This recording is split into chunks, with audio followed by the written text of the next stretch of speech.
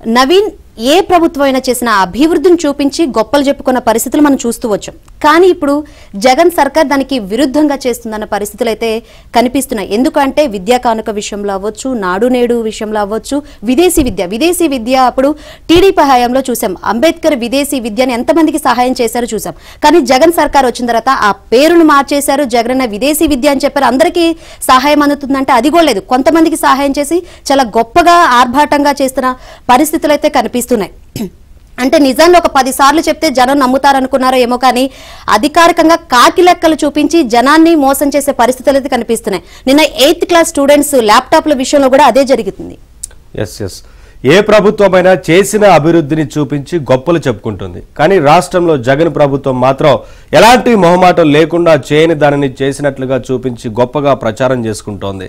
ఇవ్వని విద్యా కానుక కిట్లు ఇచ్చినట్లుగా, చేయని నాడు నేడు పనులు చేసినట్లుగా, విదేశీ విద్యలో తక్కువ మందికి మేలు చేసి ఎక్కువ మందికి నగదు ఇచ్చినట్లుగా కాకి లెక్కలతో అబద్ధాల ప్రచారానికి తెరదీసింది.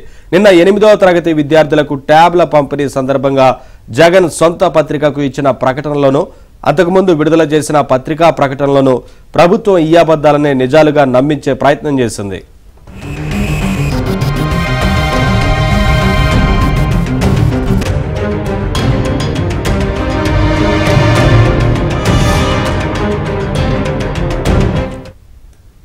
వైసీపీ ప్రభుత్వం నాడు నేడు పథకం తొలి విడతలో 3,669 కోట్లతో 15,715 పాఠశాలలో పనులు చేపట్టింది. అందులో ఇంకా కొంత పనులు పెండింగ్ లో ఉన్నాయని అధికారిక లెక్కలు చెబుతున్నాయి. కానీ అవన్నీ పూర్తి చేసినట్లుగా ప్రకటనలో పేర్కొంది. ఇక రెండో విడతలో 22,000 పాఠశాలలకు 8,000 కోట్లు అవసరమని పాఠశాల విద్యాశాఖ ప్రతిపాదించింది. ఆ పనులు సగం కూడా పూర్తి కాలేదు. ఇప్పటి వరకు 3,509 కోట్లు ఖర్చు చేసినట్లు పాఠశాల విద్యాశాఖే చెబుతోంది. కానీ ప్రభుత్వం మాత్రం 8,000 కోట్లు ఖర్చు చేసినట్లు ప్రచారం చేసుకుంటోంది.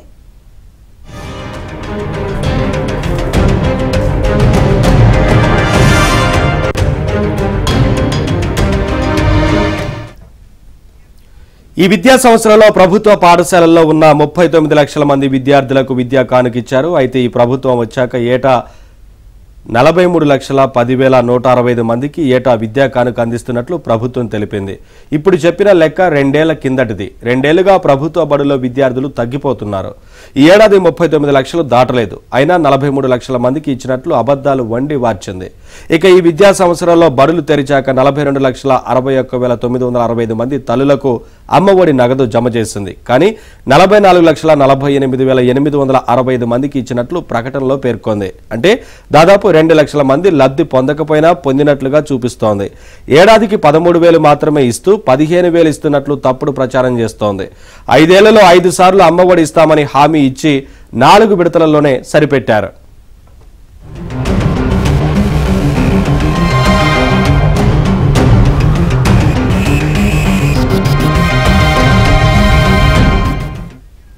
ఈ విద్యా సంవత్సరంలో ఒక్క విడత విద్యా దీవెన నగదు కూడా విడుదల చేయలేదు.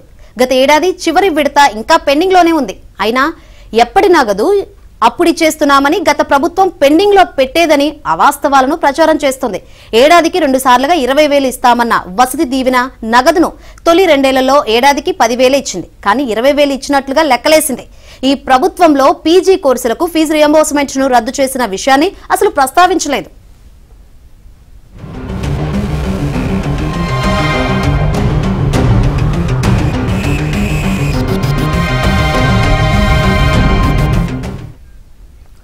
విద్యారంగానికి సంబంధం లేని కళ్యాణమస్తు, షాదీ తోఫాను కూడా ప్రభుత్వం దీనిలోకి తీసుకొచ్చి చూపించింది. ఈ 2 పథకాలకు 349 కోట్లు ఖర్చు చేసి విద్యారంగాన్ని అభివృద్ధి చేసినట్లు చెప్పుకుంది. వధువు వరుడు ఇద్దరు 10వ తరగతి ఉత్తీర్ణులు కావాలనే నిబంధన పెట్టడమే విద్యారంగాన్ని అభివృద్ధి చేయడమని ప్రభుత్వ ఉద్దేశం.